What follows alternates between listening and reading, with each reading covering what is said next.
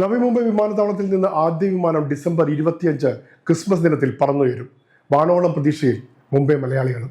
രാജ്യത്തെ ആദ്യത്തെ സമ്പൂർണ്ണ ഡിജിറ്റൽ വിമാനത്താവളം എന്ന സവിശേഷതയോടെ മുംബൈ നഗരത്തിലെ രണ്ടാം വിമാനത്താവളമായ നവി മുംബൈ രാജ്യാന്തര വിമാനത്താവളം ഈ മാസം പ്രവർത്തനക്ഷമമാകും. ഡിസംബർ 25 ക്രിസ്മസ് ദിനത്തിൽ ആദ്യ വിമാനം പറന്നുയരും. ഇതോടെ അന്താരാഷ്ട്ര വിമാനത്താവളത്തിന്റെ പരിസര പ്രദേശങ്ങളിൽ വസിക്കുന്ന മലയാളികളും ത്രില്ലിലാണ്.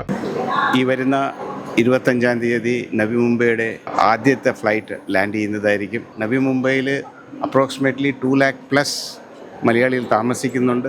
അതിൽ അറ്റ്ലീസ്റ്റ് 50% ആൾക്കാർ ഫ്ലൈറ്റിലാണ് പോണത്. നവി മുംബൈയിൽ നിന്നും സാന്താക്രൂസിലോ അന്തേരി പോകണമെങ്കിൽ മിനിമം 2 മണിക്കൂർ പോകാനും 2 മണിക്കൂർ വരാനും എടുക്കാറുണ്ട്. ഇവിടെയാണെങ്കിൽ നമ്മൾ കൂടി വന്നാൽ 10-15 മിനിറ്റ് മതി. ബോംബെയിൽ പോകാതെ തന്നെ ഞങ്ങൾക്ക് പെട്ടെന്ന് 10-15 വിത്തിൻ ദ റീച്ചിൽ ഞങ്ങൾക്ക് എയർപോർട്ടിൽ എത്താൻ പറ്റും. ബോംബെയിലെ ട്രാഫിക്കിലും ഒക്കെ പെട്ട് മണിക്കൂറുകളും ക്യൂവിൽ കിടക്കേണ്ടി വരും.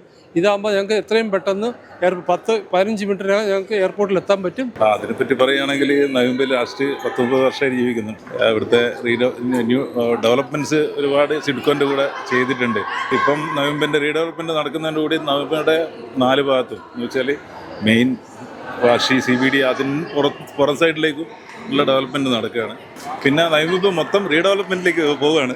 ഞങ്ങളൊക്കെ റീഡെവലപ്മെൻറ്റ് സെക്ടറിലുള്ളത്. ഏറ്റവും വലിയ റീഡെവലപ്മെൻറ്റ് ഞങ്ങളാണ് ചെയ്യുന്നത്. ന്യൂബോംബിൻ്റെ ചായ തന്നെ മാറും. സാന്താക്രൂസ് എയർപോർട്ടിലേക്ക് പോകാന്ന് വെച്ച് കഴിഞ്ഞാൽ മിനിമം 2 മണിക്കൂറാണ്. അത് ട്രാഫിക് കിട്ടി കഴിഞ്ഞാൽ പിന്നെ പറയും വേണ്ട.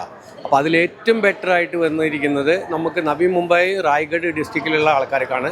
ടിക്കറ്റ് വിൽപ്പന ആരംഭിച്ചപ്പോൾ ആദ്യ ടിക്കറ്റ് സ്വന്തമാക്കിയതും ഒരു മലയാളിയാണ്.